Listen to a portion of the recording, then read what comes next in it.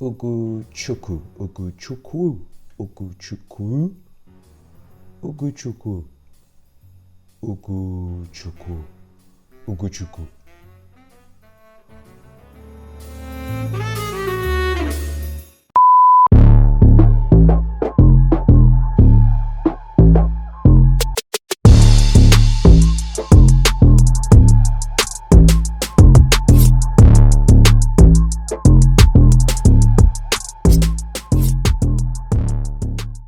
Yo people, welcome back to the YouTube channel. You already know what time it is. It's time for another video. Smash up the likes and subscribe if you haven't already. I'm late to the scene like the police. Lateness is greatness, of course, because while I was away filming with the Big Six, football challenges, looking forward to dropping that. Chelsea decided to drop their own Mazzolini. Oguchukwu. Have I got that correct? The Nigerians will slander me and drag me accordingly if I have got that wrong, but I'm trying my best.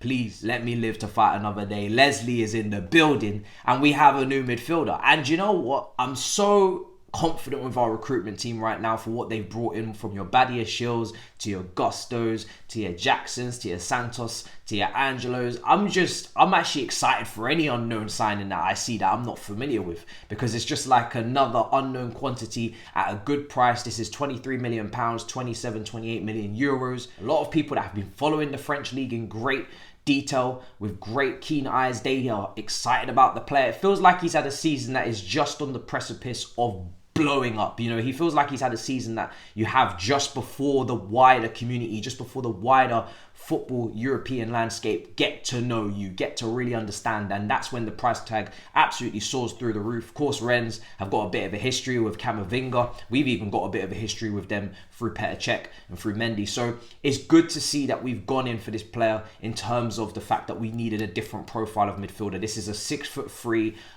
physical, specimen that's going to handle business in terms of off the ball. When you look at the metrics, it's looking like tackles, interceptions is locked down, no problem, winning those duels. I've spoken about a lack of aerial ability as well in the team, with only Cassidy in that midfield really standing tall. And I'm worried about the height of the team in general, because of course we know that goalkeeping wise we're not commanding, we're not collecting, so we need as a team to defend aerial situations. Now, is he going to stay? That's another debate. I'm not going to get too emotional with it. If I will say one thing, if he was going to stay, it felt like a signing that needed to be made earlier in the window so we could see more preseason games. The only real preseason game he could really play is Dortmund. He's definitely not going to really play Fulham today, is he?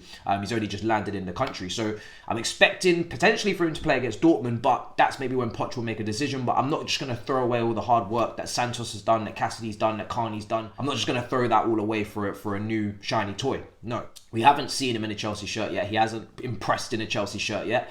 He could very well, and then it would be another headache for Pochettino. But if you're going to kind of give this guy a real chance to not go to Strasbourg and to really showcase what he can do for Chelsea, it feels like someone that would have had to come in earlier. I'm still looking at CAICEDO. It looks like this is unrelated to the CAICEDO deal reportedly, and I'm thankful for that, because I still think CAICEDO is signed as of right now. Until I see this player play, it feels like a player that we still need to attain. In order to expedite these negotiations, we are prepared to make you a very generous offer. And we are prepared to reject that offer. Michael, you haven't even heard. Never accept their first offer. What is your second offer?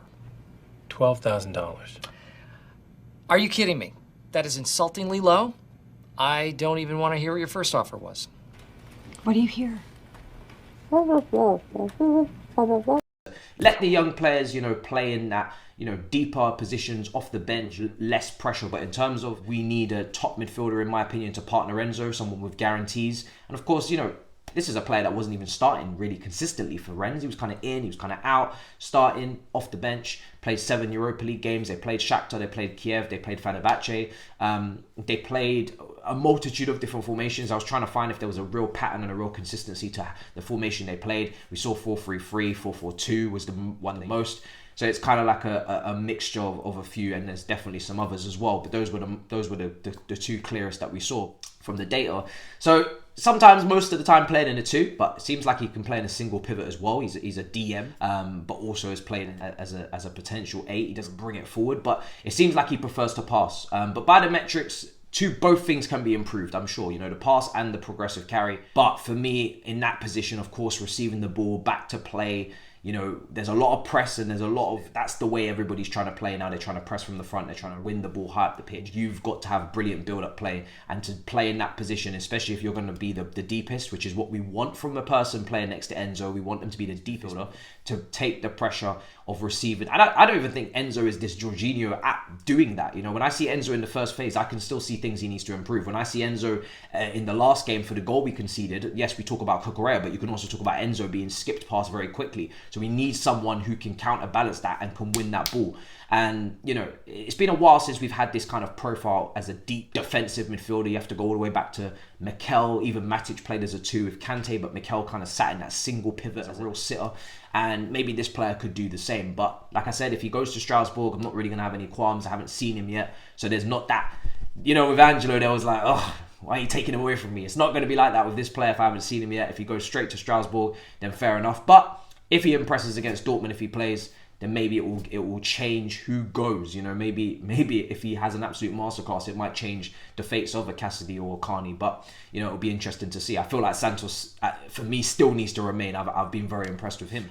Now, in terms of, you know, going to Strasbourg, obviously they finished 5 points off the drop last season. Rennes finished 4th and qualified for Europe. So it feels like the player, again, they've been told that there is a clear pathway to Chelsea, even if you're going to Strasbourg, which would be a big drop for the player in terms of league position. That, yeah, there is a pathway to Chelsea and kind of buying in. How many players can you tell this to without there being a bit of a lie and a bit of a fib? Because not everybody can make it.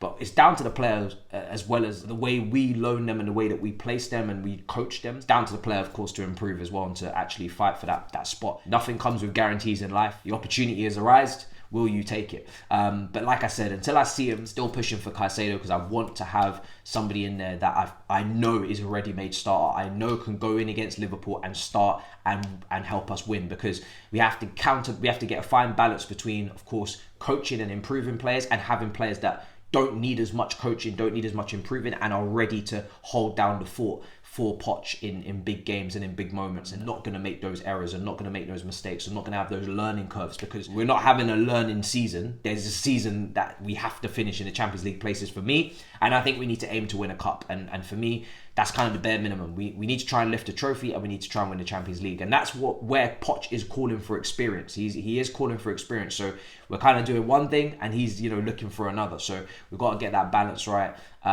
because you can only coach and improve so many at once. There's still tactical information to take in. There's still opposition analysis to take in, and there's still other things that he'll be wanting to zone in, not just coaching and improving every single player in the starting 11. So it'll be interesting to see. I'm more interested to see how he is as a passer, how he is as a receiver, how he is as a, sounded American there, how he is as a carrier, just his close control and how he carries the ball through tight situations, because you're going to need to be press resistant. In terms of the off the ball tackling, seems like he cuts passing lanes out quite well. A lot of people were speaking on the performance against PSG. Well, obviously they have Messi players. It looks like he was covering his angles very well. And he's physical. He's going to win his duels. He's going to handle himself very much so against everyone and anyone. So that's good to know. He's missing that. But in terms of what he does on the ball, I'm looking forward to seeing. But I'm sure there's improvements to be made.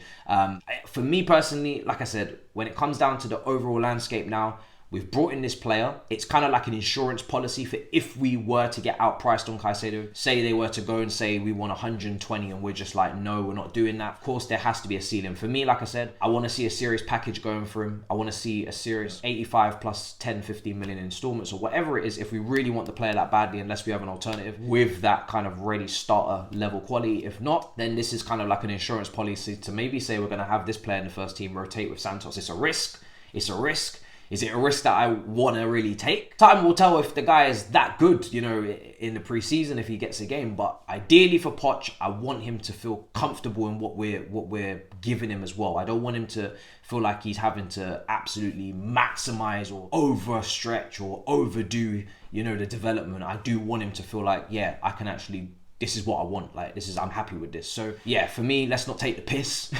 But yeah, it should be interesting. Now, let me know what you guys think in the comments down below of the signing. Let me know, you know, where you see his future. Of course, we've not watched him play for Chelsea yet, so it's to really rubber stamp it. But it looks like an exciting talent. A lot of people up in terms of they've watched him and they've said, listen, this guy is just about to break through here. We've kind of cut out the middleman again. Those middle clubs in the Premier League that take these players just before they blow, and they charge, you know, 50, 60, 70 million after the one season, like a LAVIA. And you take a look at him and his kind of attributes, it seems like he's quite similar to LAVIA in terms of his strengths and his weaknesses. So that takes that deal completely off the table. We're not going to, you know, buy a 19-year-old and then go buy a LAVIA who's not even a true, you know, clear sitter at the moment. So for me, that kind of rules that out. Not that we were going to get him anywhere after Liverpool. It's either go hard or go home for CAICEDO. And then, so yeah, happy to see the player. Happy to see that we're at least getting an insurance policy. Still looking at that goalkeeper situation because it needs to be addressed. We've just let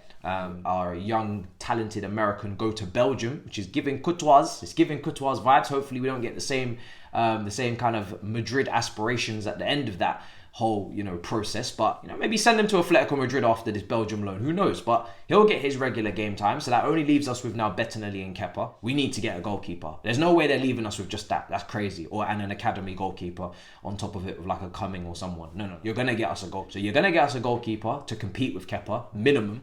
Even though I'd like a starter. We've got this midfielder as our insurance potentially. And then we'll see what happens with the 10. I've given my thoughts already on Chelsea. I feel like if you're keeping Gallagher, you may not get your 10. We'll see what happens. Until next time, subscribe, like. In a bit, people. Peace.